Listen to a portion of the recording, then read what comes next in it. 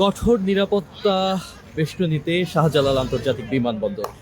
দীর্ঘ 17 বছর পর বিএনপির ভারপ্রাপ্ত চেয়ারম্যান তারেক রহমান দেশের ফেরাকে কেন্দ্র করে হযরত শাহজালাল আন্তর্জাতিক বিমানবন্দর রে নজিরবিহীন এক নিরাপত্তা ব্যবস্থা। দর্শক, এই মুহূর্তে চ্যানেল আই থেকে সরাসরি যুক্ত আছি ঢাকা আন্তর্জাতিক বিমানবন্দর থেকে। এবং দর্শক, আপনারা দেখতে পাচ্ছেন এই মুহূর্তে হযরত শাহজালাল আন্তর্জাতিক বিমানবন্দরের চিত্র। দর্শক, সকাল থেকে, শুধু সকাল নেই, বুধবার সেই সন্ধ্যা থেকে শুরু করে আজকে সকাল এখন পর্যন্ত রোদ ওঠেনি, কুয়াশায় ঢাকা আকাশ। তবে বাংলাদেশের মানুষ এবং বিএনপির নেতাকর্মী সবাই আসলে অধীর আগ্রহে বসে আছে বাংলাদেশের রাজনীতির বরপুত্র তারেক রহমানের আগমন নিয়ে। ঠিক আজ থেকে 17 বছর 4 মাস, 17 বছর 3 মাস 14 দিন আগে এই শাহজালাল আন্তর্জাতিক বিমানবন্দর থেকেই তারেক রহমান সপরিবারে দেশ ত্যাগ করেছিলেন। এই 17 বছর 3 মাস 14 দিনের যে নির্বাসিত জীবন, সেই নির্বাসিত জীবন শেষ করে রাজকীয় বেশে কিন্তু তারেক রহমান আসছেন এবং সেই চিত্রই আসলে আপনাদেরকে দর্শক দেখাতে চেষ্টা করছি।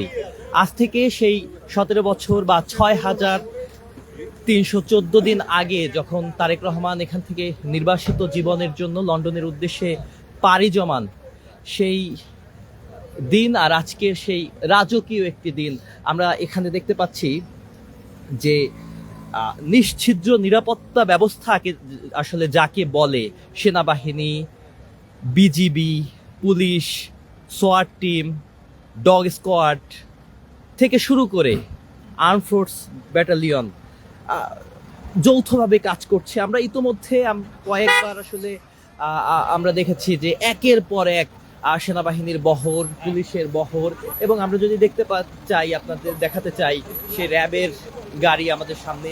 এবং আমরা আস্তে আস্তে বিমানবন্দরের যে ভিআইপি গেট, সেই ভিআইপি গেটের দিকে যাচ্ছি এবং আমরা সেই থেকে আসলে দেখতে পাচ্ছি যে ভিআইপি গেটের সেই পুরো অংশের যে জায়গাগুলো, সেই জায়গায় আসলে সেনাবাহিনীর এবং বিজিবি, পুলিশ, র্যাব আর সশস্ত্র বাহিনীর যে নিশ্ছিদ্র নিরাপত্তা ব্যবস্থা, সেটি আসলে আমরা দেখতে পেয়েছি যে আজকে কিছুক্ষণ আগে এখানে তারেক রহমান যে গাড়িটিতে করে যাবে, বুলেট প্রুফ যে গাড়ি, সেই গাড়িটি ইতিমধ্যে এখানে এসেছে এবং আমরা দেখেছি সেই গাড়ির যে বহর, সেই গাড়ির বহর বিএনপির নেতাকর্মীরা, এখানে যারা ঊর্ধ্বতন নেতাকর্মী আছে তারা এসেছেন, তারা কথা বলেছেন মিডিয়ার সাথে। আমরা দেখতে পাচ্ছি গণমাধ্যম কর্মীরা থেকে শুরু করে শুধুমাত্র গণমাধ্যম কর্মী এবং যারা হচ্ছে এই ভিআইপি গেট ব্যবহার করে বিদেশে যাবেন, তারাও আসলে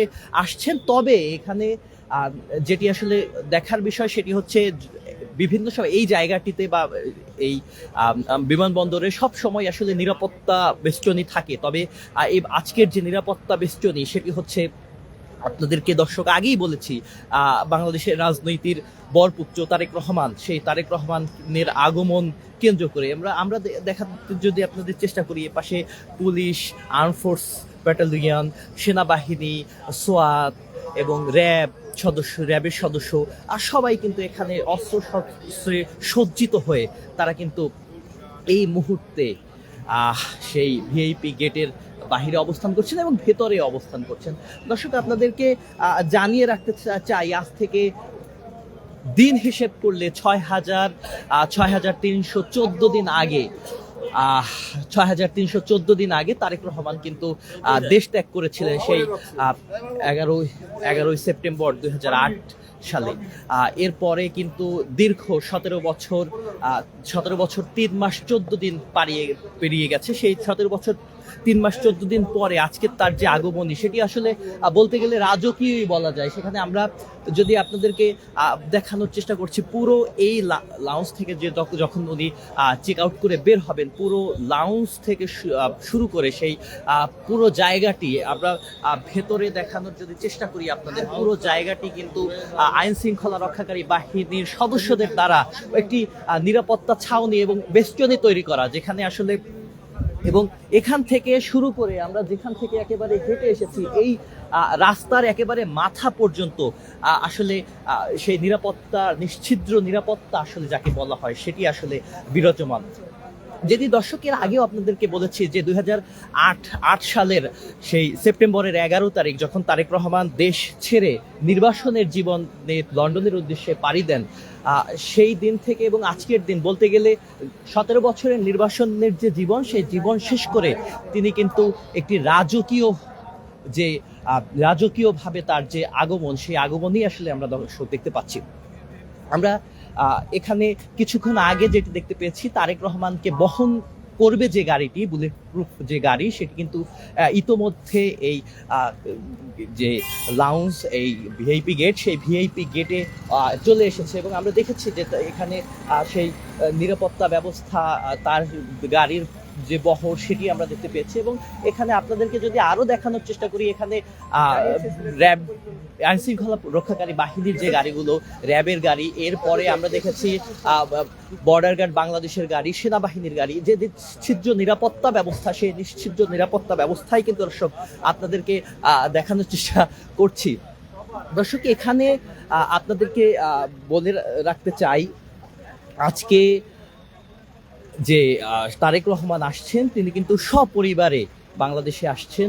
সেখানে তার সাথে সঙ্গী হিসেবে পরিবারের তার সদস্য, তার স্ত্রী, সহধর্মিণী তিনি আসছেন, তার মেয়ে আসছেন, পাশাপাশি তার একটি পোষা বিড়াল। ইতোমধ্যে সেই পোষা বিড়াল কিন্তু সামাজিক যোগাযোগ মাধ্যমে ভাইরাল হয়েছে এবং সেই পোষা বিড়ালটিও কিন্তু আজকে তারেক রহমানের সাথে বাংলাদেশে আসবেন।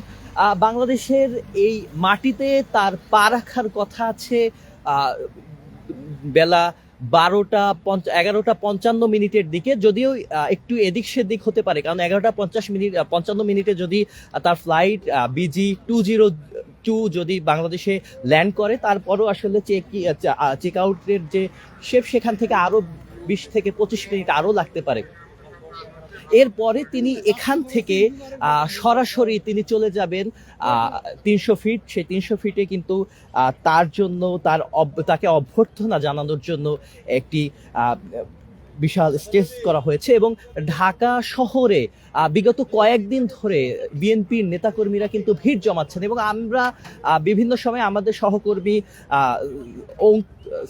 অঙ্কুর, উনি কিন্তু এখন এই মুহূর্তে রয়েছে, তার যদি চ্যানেল আই সঙ্গে থাকুন আপনারা দেখতে পেয়েছেন যে তিনি লঞ্চ ঘাটে রয়েছেন এবং লঞ্চ ঘাটে কিন্তু আমরা দেখেছি ও মানুষের উপচে পড়া ভিড়। সেই সাথে আমরা বাস স্ট্যান্ডগুলো আসলে রয়েছে ঢাকা মুখে, সেখানেও কিন্তু আমরা উপচে পড়া ভিড় দেখেছি। আমরা দেখেছি বিভিন্ন জেলা থেকে বাস ভরে, লঞ্চ ভরে, ট্রেনে করে বিএনপি নেতাকর্মীরা কিন্তু যে তারেক রহমানের আগমন এবং তাকে অভ্যর্থনা জানানোর জন্য তারা কিন্তু সেই 300 ফিটে যেখানে স্টেজ করা হয়েছে, যেখানে একমাত্র তিনি ভাষণ দিবেন, তিনি বক্তব্য রাখবেন বিএনপি নেতাকর্মীদের উদ্দেশ্যে, সেখানে কিন্তু তারা চলে এসেছে।